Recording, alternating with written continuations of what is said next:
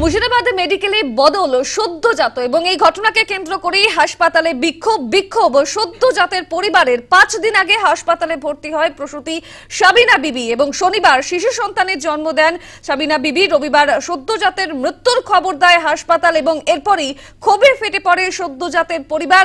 যেমনটা আপনাদের জানাচ্ছিলাম, মুর্শিদাবাদ মেডিকেলে সদ্যজাত বদল ঠিক কি ঘটেছিল জানবো। টেলিফোন লাইনে রয়েছেন আমাদের প্রতিনিধি মোহাম্মদ রফি। জানতে চাইবো ঠিক কি ঘটেছিল, কিভাবে সদ্যজাত বদল হলো, পরিবারের লোকজন কি অভিযোগ করছেন?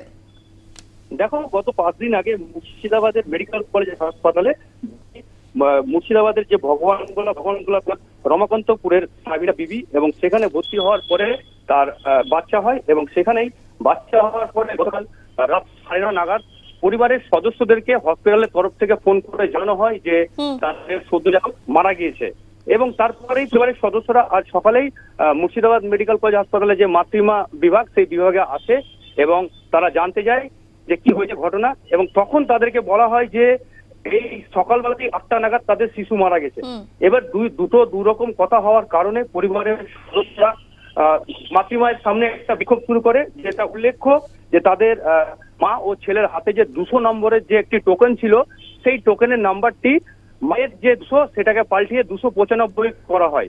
এর জন্য তারা বিভ্রান্ত হয়ে পড়ে এবং তার শিশু মারা গিয়েছে না বদল হয়েছে সেটা তারা জানতে পারে না। তারপরেই হসপিটালের যে ঊর্ধ্বতন কর্তৃপক্ষ সুপার তাদের অফিসে যায় পরিবারের সদস্যরা এবং সেখানে গিয়ে তারা জানতে যায় যে সঠিক কি কারণে তার বাচ্চার কি হয়েছে তারা পরিবারের সদস্যরা এখনো পর্যন্ত জানতে পারেনি। রফিয়া, সেক্ষেত্রে এই ঘটনার পর পরিবারের সদস্যরা যেমনটা অভিযোগ করছেন সেই অভিযোগের পর হাসপাতাল কর্তৃপক্ষ তারা ঠিক কি বলছেন?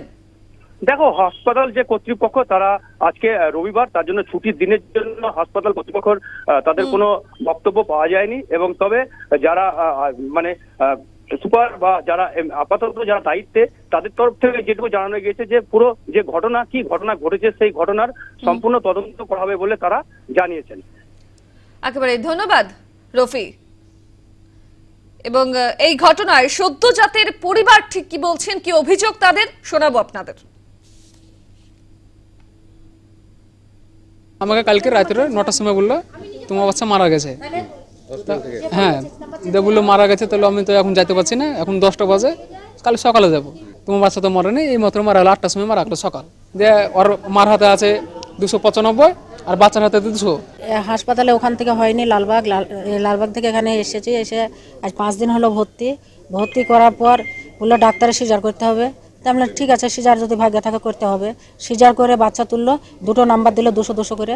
মায়ের হাতে 200 বাঁধলাম, বাচ্চার হাতে 200 বাঁধলাম। হ্যাঁ, সে বাচ্চা এবার বাড়ি গেছি, আমার হওয়ার পর সুস্থ হওয়ার পর আমরা বাড়ি গেছি, ছেলেও সুস্থ ছিল। যে বাড়ি যাওয়ার পর দেখছি শুনছি রাত্রি 9:30 বাজে, যখন মেলাদুর ভগবানগোলা থানা বাড়ি আমাদের, তো রাত্রি 9:30 ফোন করছে বাচ্চা মারা গেছে।